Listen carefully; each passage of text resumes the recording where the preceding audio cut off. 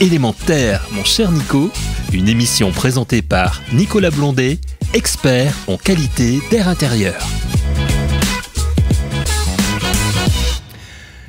Chères auditrices, chers auditeurs d'Élémentaire, bonjour à toutes et à tous et encore merci de nous accueillir sur cette émission. Ça va faire bientôt 5 ans qu'elle existe, on arrive à 200 émissions qui ont été faites. C'est quand même assez important sur ce monde de la qualité de l'air et il faut vraiment en parler, il ne faut pas l'oublier, ça ne se voit pas. Notre réflexe de respirer, il est un réflexe, il est une habitude, on ne s'en rend pas bien compte. Et tout ça, c'est de l'invisible qu'il faut rendre visible. J'enfonce des portes ouvertes sur tous ces petits termes qu'on retrouve chez les spécialistes de la qualité de l'air notamment, mais ils sont plus qu'importants. Et cet air, en fait, il circule énormément, vous vous en doutez, à l'image d'un volcan qui peut exploser et qui va traîner ses cendres un petit peu partout. On a une actualité qui est un peu moins heureuse en ce moment. Il faut savoir, au Nord-Amérique et notamment au Canada, il y a des grands feux, des très grands feux. On en a vécu en France l'année dernière, mais là, c'est sans aucune commune mesure. C'est vraiment important.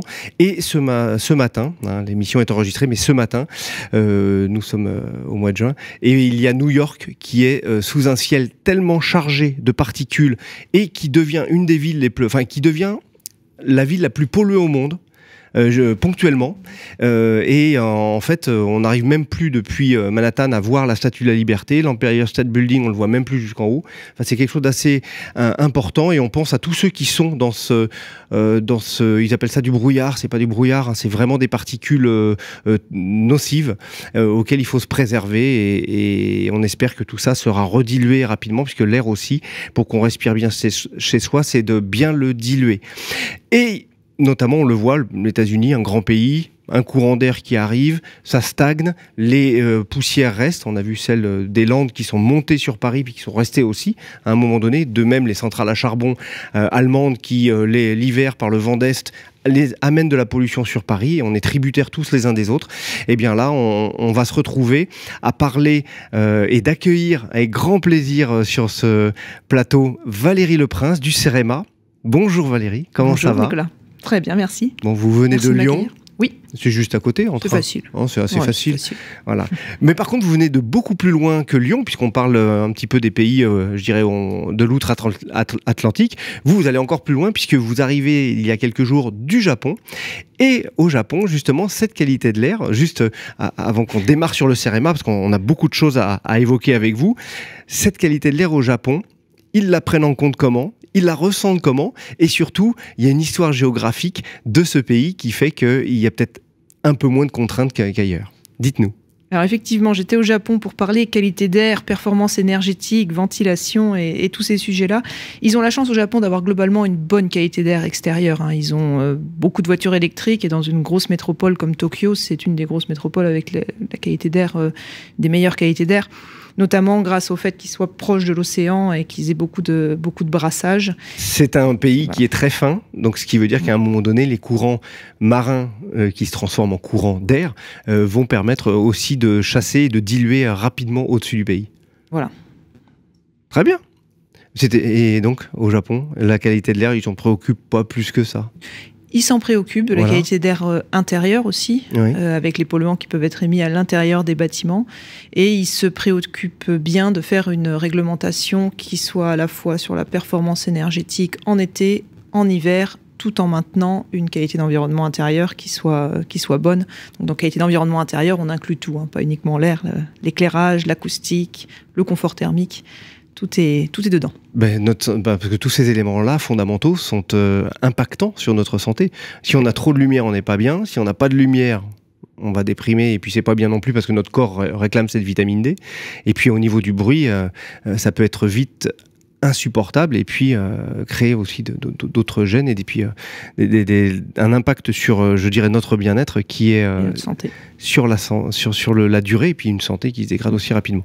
Oh, on est positif ce matin. Non, on va bien. Vous allez bien. On va très bien. Ah. Et en Europe, on va vers ça aussi, donc c'est une très bonne chose. Alors, justement, avant de parler de la ventilation en Europe, parce que vous êtes là pour ça, vous allez nous parler de ce qu'est le CEREMA. Et ça, c'est un organisme quand même incontournable, on peut le dire, qui est peuplé, je connais plusieurs personnes au CEREMA, qui est peuplé de personnes ultra compétentes, ultra sachante aussi et qui n'hésite pas aussi pour venir facilement échanger et nous expliquer et apporter aussi cet échange pour réfléchir ensemble ou récupérer les bonnes pratiques ou toutes les expériences positives qui peuvent être données. Qu'est-ce que le CEREMA et qui est Valérie Leprince finalement ? Alors, en 2 mots, le CEREMA, ça va être long. On est un bureau d'études... C'est pas 2 mots, ça. Non, toujours long. On est un bureau d'études publiques. On est avant tout au service des collectivités locales. L'objectif du CEREMA, c'est d'aider les collectivités locales, les mairies, les régions, les départements à mettre en place les politiques publiques. Donc, le gros de l'action du CEREMA, il est plutôt sur le transport, sur les aménagements, sur les infrastructures, vraiment pour permettre aux collectivités locales de mettre en œuvre les politiques publiques. Et il y a toute une partie quand même des équipes qui travaillent sur la partie bâtiment, et notamment là, quand il s'agit d'aider les collectivités locales, c'est par exemple la directive qualité de l'air dans les établissements recevant du public. Toutes ces mairies qui vont devoir surveiller la qualité d'air dans leurs écoles, comment elles vont faire, comment elles vont mettre ça en place. Le CEREMA, on est là pour les aider et pour les assister techniquement sur ces sujets-là. Et qu'une surveillance de la qualité de l'air ou un accompagnement derrière pour aussi aider à trouver les solutions, parce qu'à un moment donné, ça suffit pas de se dire on brasse pas assez d'air neuf, mais à un moment donné, on le fait comment ? Alors, les collectivités locales vont effectivement devoir mettre en place un plan d'action s'il n'y a pas assez de renouvellement d'air dans les écoles. Et ça, c'est vraiment un projet qui nous tient à cœur et qu'on veut mettre en place, de pouvoir les assister sur cette mise en place du plan d'action pour améliorer vraiment la qualité d'air dans les écoles, la qualité d'air respirée par les enfants. Vraiment. Et d'ailleurs, pour ça, vous avez travaillé sur le protocole promovant tertiaire. Ça, c'est pour l'inspection des systèmes de ventilation, qui vont permettre d'en suivre. Qui vont permettre ensuite d'améliorer les choses en constatant que parfois, il n'y a pas de système de ventilation ou quand il y en a un, il ne répond pas aux objectifs. On a de la ventilation mécanique que dans 15% des écoles. C'est déjà un élément important et on dit on va mesurer. Et c'est vrai qu'on en parlait avec notre invité précédent, Monsieur Kregonok, justement de Trécopat, qui construit des maisons. À un moment donné, on a des systèmes aussi qui sont déjà couplés directement avec des détecteurs de polluants, notamment le CO2 et autres. Et en fait, nos solutions, on les a. Maintenant, il va falloir qu'on mette tout ça bien en œuvre de la bonne manière et avec des finances publiques qui peuvent être aussi un petit peu malmenées. Donc, il va falloir être agile, on va pouvoir dire ça comme ça. Il va falloir trouver des solutions efficaces et à un coût modéré pour pouvoir les diffuser à grande échelle sur tout le territoire, effectivement. Alors, qui est Valérie Leprince ? Donc, l'objectif du CEREMA, c'est donc d'être au service des collectivités locales, mais donc de faire le lien avec les politiques publiques. Donc nous, on participe aussi à l'élaboration des réglementations nationales, puisque justement, on a cette expérience terrain. Et moi, en particulier, mes missions sont plus au niveau élaboration des réglementations nationales, donc notamment avec le groupe de travail ESSOC, je pense qu'on en parlera tout à l'heure, la RE 2020, quand on a mis en place l'exigence d'inspection des systèmes de ventilation, et aussi les normalisations au niveau européen pour faire en sorte que tout ce qui est décidé au niveau européen en termes de normalisation soit cohérent avec ce qu'on met en place en France, parce qu'il ne s'agirait pas de mettre en place une réglementation et ensuite d'avoir une norme européenne qui nous dise de faire le contraire ou du moins des choses pas cohérentes. Donc mes missions sont là. Il est évident de ne pas s'éparpiller. Il ne faut pas s'éparpiller. C'est ça. Il faut diluer l'air, mais il ne faut pas s'éparpiller. Il faut diluer l'air, mais le diluer bien et le diluer partout pareil. Bon, très bien. Alors justement, cette ventilation, on est allé faire un tour en Amérique, on est allé faire un tour du côté de l'Asie. Revenons un petit peu plus sur l'Europe. Alors au niveau de l'Europe, il y a des évolutions, il y a des éléments qui sont, je dirais, sur la planche de travail et pour lesquels il faut avancer. Et notamment, vous allez nous décrypter ça, la nouvelle directive, EPBD. Le PBD. Voilà, partez avec ça, chers auditrices, chers auditeurs. Maintenant, à vous avez 2 heures pour trouver. On est bientôt dans le bac philo. PBD, c'est en anglais en plus. Ah, c'est en anglais. Oula, allez-y. La directive sur la performance énergétique des bâtiments, effectivement, elle est actuellement en révision au niveau européen et il y a cette volonté dans la future directive de ne plus parler uniquement de performance énergétique, mais de parler de performance énergétique et de qualité d'environnement intérieur. C'est-à-dire que cette nouvelle directive, alors elle est encore en discussion, on a une version publiée par le Parlement qui est actée, mais il faut encore que ce soit acté au niveau commission et conseil, mais l'idée c'est que quand on construit un bâtiment, on ne le construise pas uniquement pour la performance énergétique, mais de respecter aussi des critères de qualité d'environnement intérieur. J'ai le droit de dire enfin.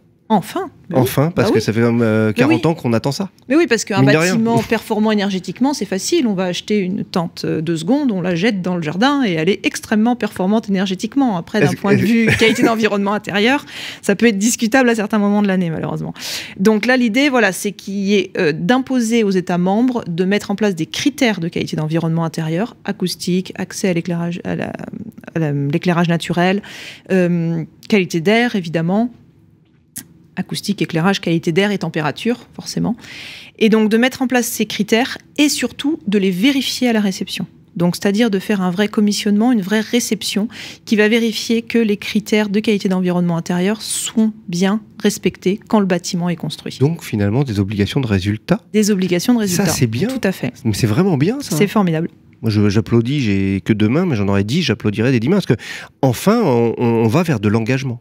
On va vers de l'engagement et on va vers de la réception. Mais derrière, ça engendre tout un tas de complexités, c'est-à-dire qu'effectivement, l'idée est bonne, mais ensuite, la question est qu'est-ce que sont les critères et comment on les vérifie. Comment on les vérifie et à quel coût. Donc, parce que ça peut coûter cher au départ, mais on sait que sur la durée, si on le montre bien avec la pédagogie, je pense qu'on est avec ça. Si quelque chose est très bien au départ et bien pensé, c'est pas mes amis des Compagnons du Devoir qui vont me dire, ou les charpentiers qui sont en train de refaire la toiture de Notre-Dame, ils ont fait les plans, ils ont découpé les bois, ils les ont montés à blanc, ce qu'on appelle les monter à blanc au niveau du sol, et après ils redémontent et ils le reposent pour être sûr qu'il y ait pas d'erreur, mais après ils reviennent plus. La dernière charpente de Notre-Dame, c'est 850 ans quand même. Donc peut-être que nos maisons vont peut-être pas aller jusque là, mais c'est l'idée de bien faire au départ pour après être, je dirais, dans de la qualité et à tout point de vue. La qualité peut coûter plus cher au départ, mais coûte moins cher à la fin. Complètement. Je partage. Cette directive, il n'y a pas que, il y a aussi la révision d'un texte important qui est fondateur, surtout autant la qualité de l'air, la ventilation et autres, qui est, allez, on repart un petit peu du décryptage, chères auditrices, chers auditeurs, le N16798-1. -1, très important le -1. Très important le -1.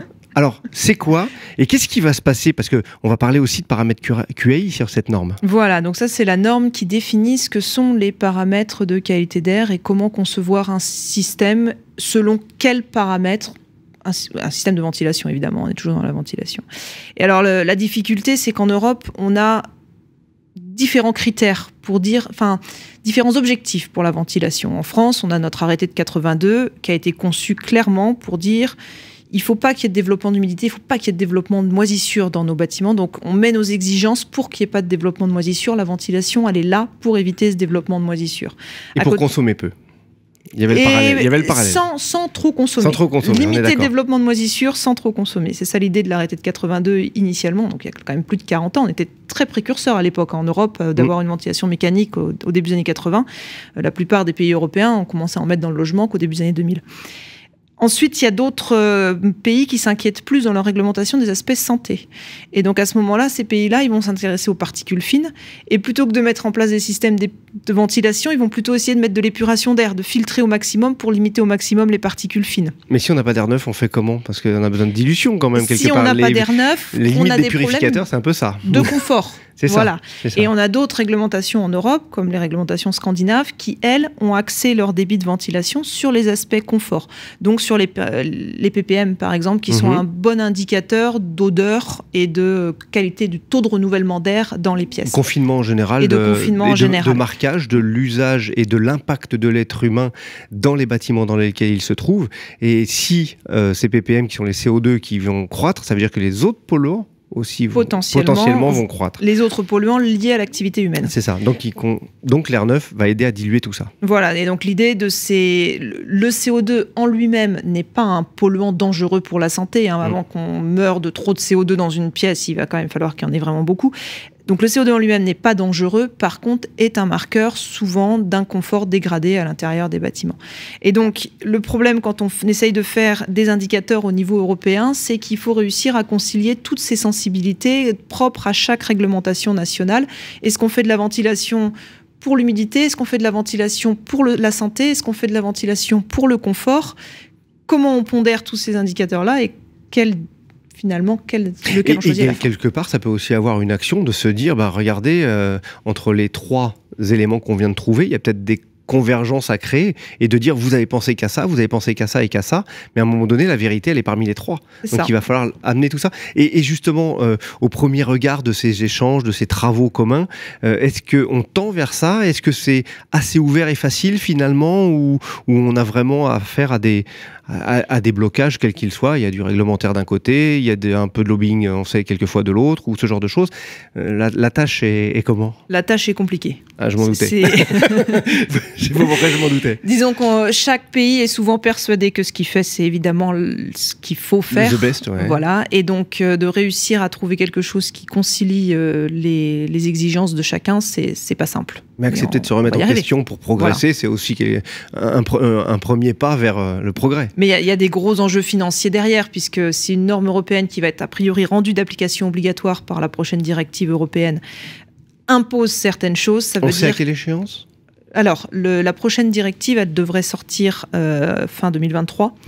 Et donc, à chaque fois, il y a 2-3 ans de mise en place par les pays membres de la directive. La directive ne s'applique pas directement aux citoyens européens. La directive dit aux pays membres qu'ils doivent mettre en place des réglementations qui vont s'appliquer aux citoyens. Et donc, les réglementations calquées sur cette directive et qui ensuite on met en place. Et il y a toujours un laps il y a toujours un décalage. Un décalage, mais aussi un délai butoir peut-être aussi ? Un délai limite, pardon ? Oui, ils ont 2-3 ans pour mettre en place, ça dépend, enfin là, en l'occurrence c'est 24 mois ce qui est indiqué dans la directive, pour mettre en place la réglementation, mais après la réglementation ne s'applique elle-même que l'année suivante en général. Quand une réglementation paraît, elle ne s'applique pas directement au jour J. Ce serait un peu compliqué pour les constructeurs d'appliquer du jour au lendemain une nouvelle réglementation. Oui, non seulement ce serait compliqué, mais ça cristalliserait beaucoup de choses de dire... ayons raison garder, mais ne traînons pas. On peut le dire ça comme ça, je pense. C'est ça.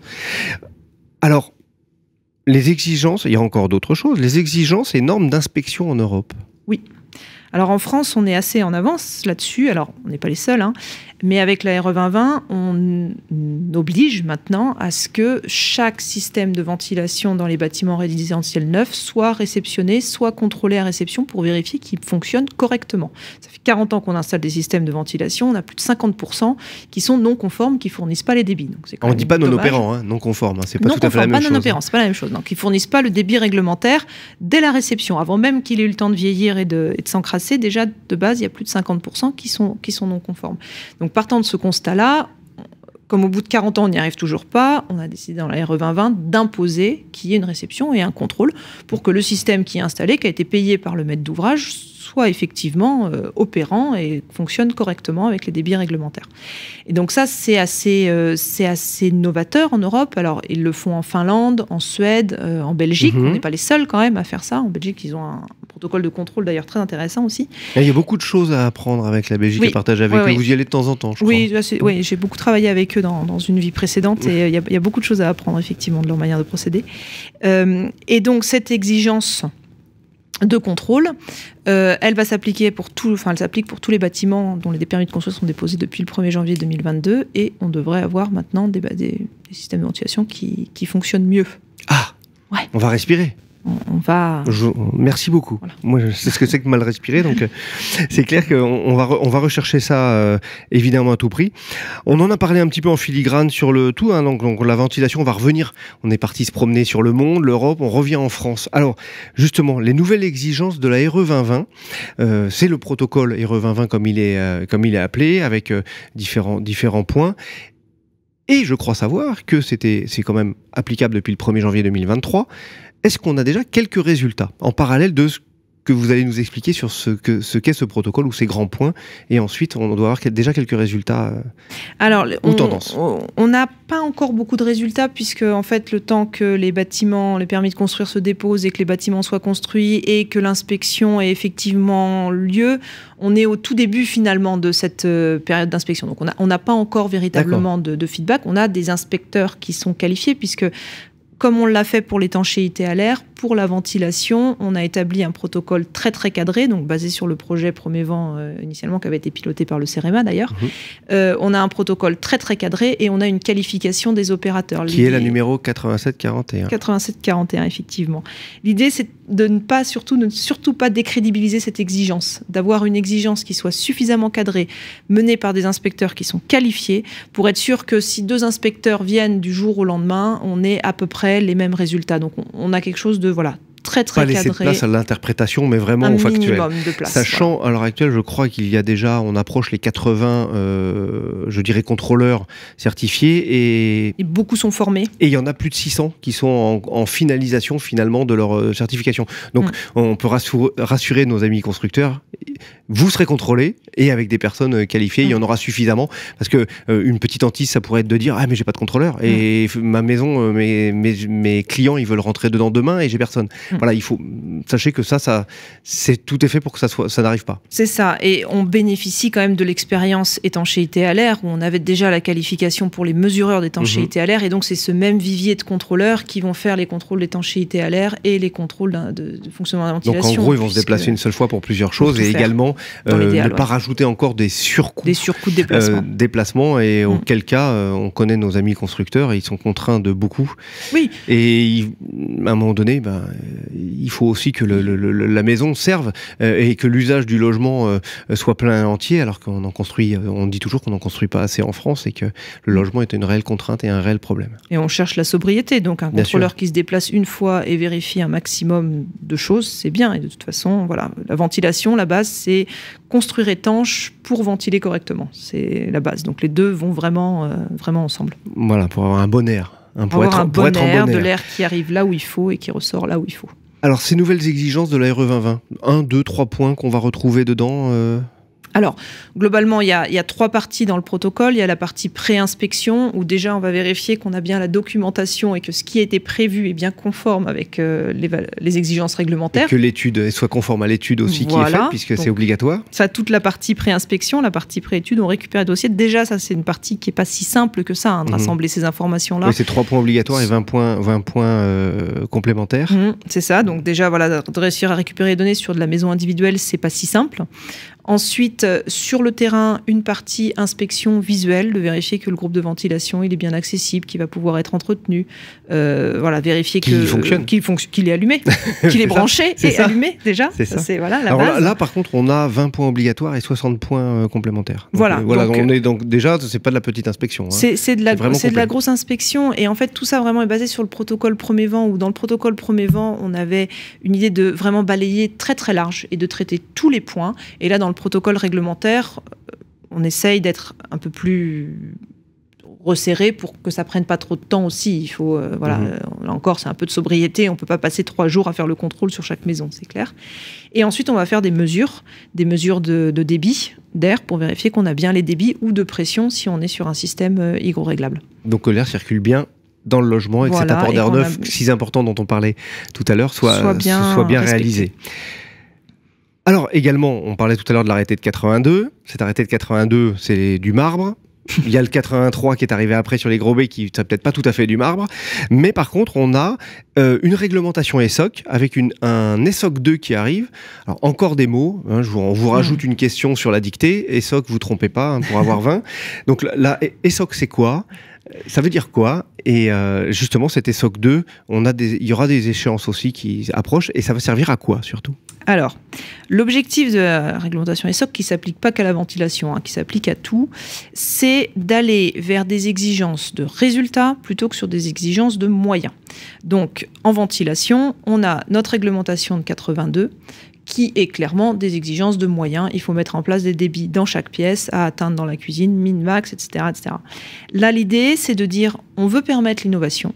Donc, on veut permettre à des systèmes qui ne respectent pas ces moyens-là de rentrer sur le marché, à condition que, en termes de qualité d'air, ils fournissent des résultats à minima équivalents.